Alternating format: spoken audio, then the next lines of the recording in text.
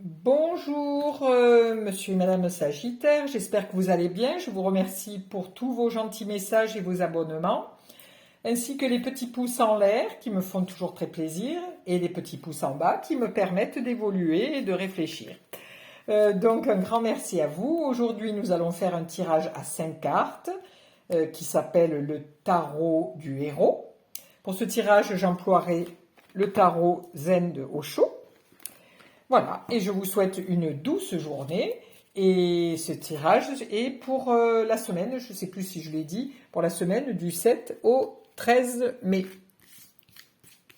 Alors, nous allons tirer une carte pour la situation de départ, une carte qui sera pour les forces dont vous disposez, deux cartes qui sont vos peurs, un petit peu les choses que vous évitez un petit peu, et puis celle-ci qui sera le résultat pour cette semaine.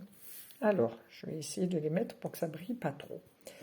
Alors, voici. Vous arrivez avec le courage. Alors, le courage dit que vous êtes, monsieur ou madame Sagittaire, quelqu'un de très assidu, qui aimait bien cadrer les choses et qui vous ne laissez pas impressionner par les futilités. Donc vous êtes quelqu'un de très courageux parce que vous mettez toute votre âme dans ce que vous faites.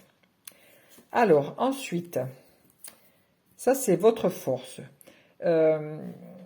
Pour vous, avec ce courage, vous arrivez à dépasser les obstacles, à avancer dans votre vie. Vous voyez, la transformation, vous n'avez pas peur de changer de voie, de changer d'amoureux ou d'amoureuse, de changer d'endroit, de pays, de ville. Vous êtes quelqu'un de assez...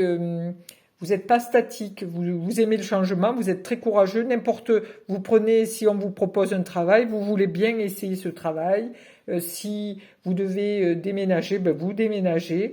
Vous êtes quelqu'un de très adaptable. Alors, qu'est-ce qui pourrait vous arriver cette semaine? Alors, nous arrivons à au-delà de l'illusion. Alors là, on vous demande aussi, le tarot vous demande d'un petit peu moins communiquer avec, de vous connecter un petit peu plus à l'intérieur, à votre intérieur, à votre âme, à votre désir intérieur, plutôt que de demander à l'extérieur. C'est-à-dire d'être connecté avec d'autres personnes et demander l'avis des autres.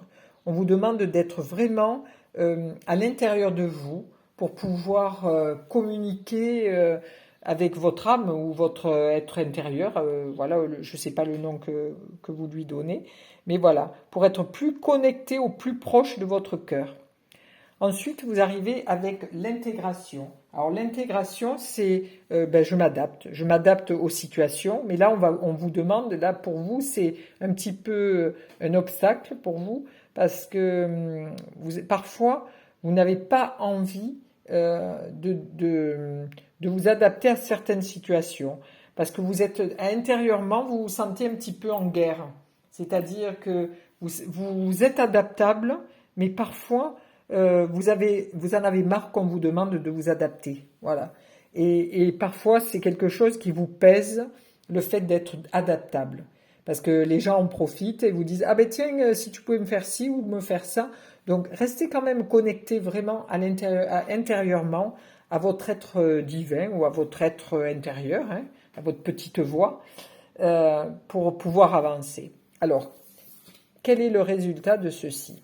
Alors, nous arrivons avec les vies antérieures. Donc ces vies antérieures nous parlent de vos peurs. Donc est-ce que vous seriez un petit peu... À l'heure actuelle, il y a un bouleversement à intérieur qui se crée. Donc là, avec les vies intérieures, j'ai un petit peu de mal à m'adapter à la situation actuelle. Donc il y a un travail intérieur qui vous est demandé pour pouvoir créer cette transformation. Parce que là, ça vous trouble, cette intégration, vous avez un petit peu de mal à la faire, parce que vous êtes guidé ou alors bloqué par vos vies antérieures, c'est-à-dire vos vies conscientes ou pas conscientes ou dont vous n'avez pas conscience. Donc, ces vies antérieures peuvent bloquer un petit peu votre évolution. Donc, peut-être qu'il serait bien que vous alliez, je ne sais pas, faire un petit travail pour pouvoir libérer toutes ces peurs et toutes ces craintes, hein. Parce qu'intérieurement, vous avez beaucoup de feu, hein. On voit avec les deux salamandres, les choses n'avancent pas trop vite, pas assez vite, et vous aimeriez être transformé assez rapidement. Donc peut-être qu'il serait bon pour vous de choisir un thérapeute et d'aller le consulter pour qu'il vous aide à lâcher prise sur certaines choses. Voilà. Voilà pour monsieur et madame Sagittaire pour cette semaine du 7 au 13 mai. Belle journée!